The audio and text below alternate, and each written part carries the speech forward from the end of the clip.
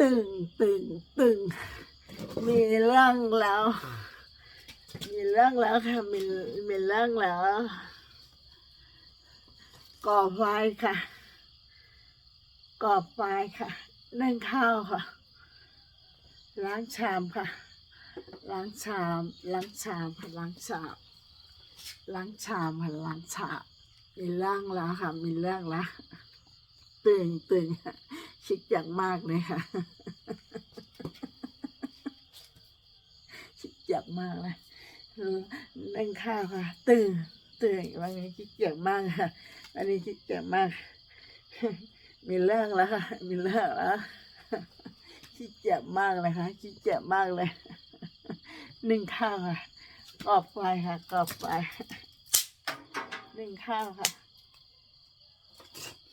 มีเรื่องเหรอคิดเจ็บค่ะคิดเจ็บมากเลยค่ะ